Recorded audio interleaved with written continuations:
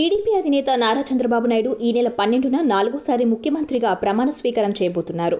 ఇటీవల జరిగిన అసెంబ్లీ ఎన్నికల్లో అఖండ విజయం సాధించిన ఆయన అశేష జనవాహిని మధ్యలో ప్రమాణ స్వీకారం చేయనున్నారు. అయితే సీఎంగా ఆయన తొలి సంతకం ఏ ఫైల్పై పెడతారనే ఆసక్తి అందరిలో నెలకొని ఉంది. అయితే చంద్రబాబు ప్రమాణ స్వీకారం తర్వాత 3 కీలక అంశాలపై సంతకాలు చేయబోతున్నారని తెలుస్తుంది.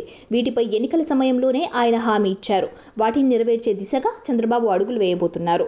అమరావతిలో ప్రమాణ స్వీకారం రోజు చంద్రబాబు చేయబోయే 3 సంతకాలపై ప్రజల అందరిలోనూ ఉత్కంఠ నెలకొంది.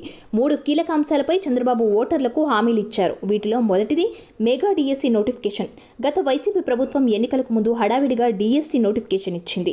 అలాగే హడావిడిగా టెట్ డిఎస్సి పరీక్షలు నిర్వహించి ఫలితాలు ప్రకటించాలని ప్రయత్నించింది. కానీ నిరుద్యోగులు తమకు తగినంత సమయం ఇవ్వకుండా హడావిడిగా నోటిఫికేషన్లు జారీ చేయడంపై హైకోర్టును ఆశ్రయించడంతో బ్రేక్ పడింది. ఉద్యోగాల సంఖ్య కూడా తక్కువగా ఉండటంతో చంద్రబాబు మెగా డిఎస్సి నోటిఫికేషన్ హామీ ఇచ్చారు.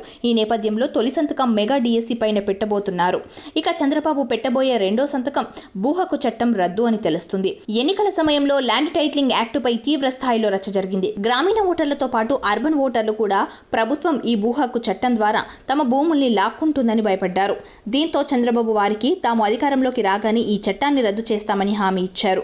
ఇది టీడీపీ కూటమి విజయానికి కలిసి వచ్చింది కనుక రెండో సంతకం దీనిపైనే ఉంటుందన్నారు. హామీ ఇచ్చినట్టే భూ హక్కు చట్టం రద్దు చేయనన్నారు. ఇక మూడో సంతకం పెన్షన్ల పెంపుపై ఉండబోతోందని సమాచారం.